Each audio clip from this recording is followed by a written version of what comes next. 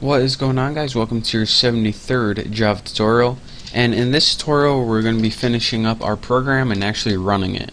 So in the last tutorial we created a list on the left, we created the move button, and we added some functionality to it.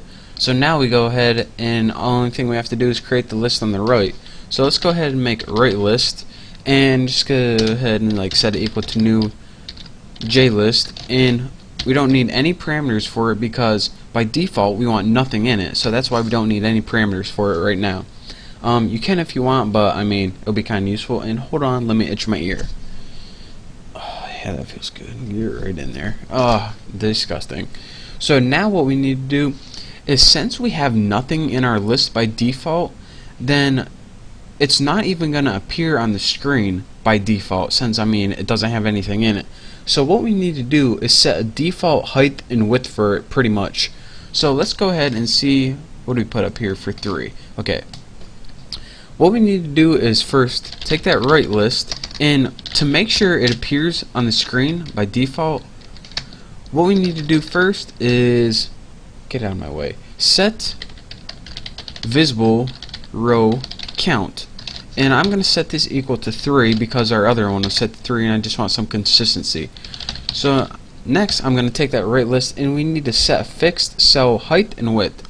So set fixed cell, let's do width first. That don't even make sense. We'll set a width of like 100 and do the same thing for height. Right list,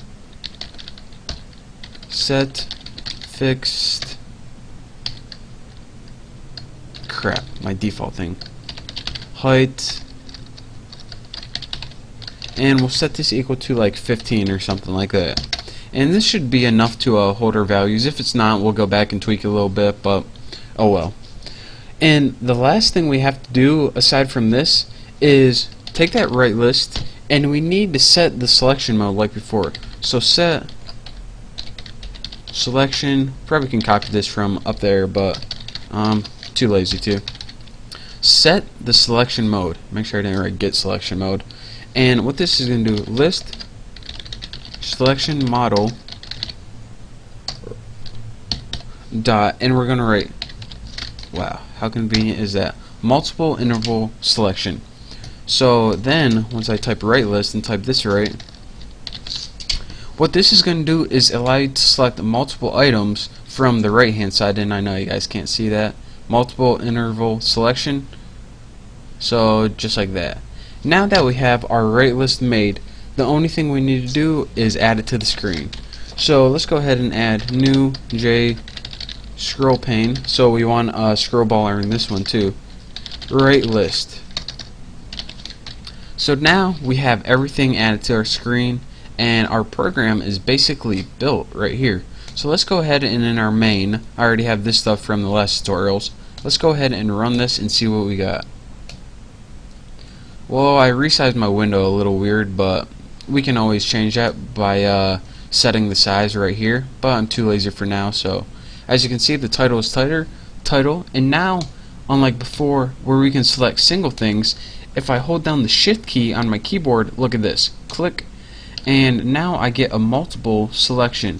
Or if I hold down control on my keyboard, I get that selection where you can select like every other one, or if you want to deselect something, just click it again, and now if you move it, you get bacon, more bacon.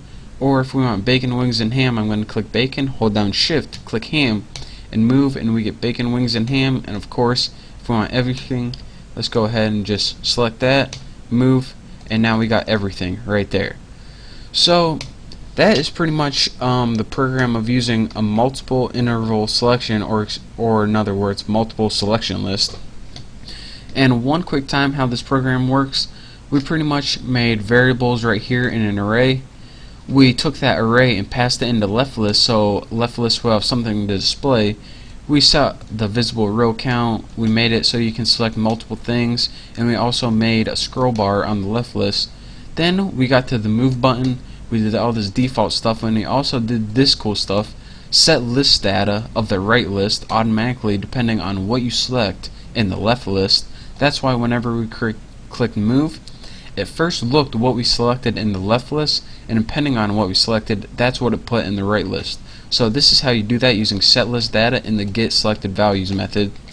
We added that button to the screen, and then what we did is we made a new right list that was empty by default, and since it was empty by default, it wouldn't display if we didn't give it a height and width. And now we made that list so you could select multiple things in it even though you didn't really need to.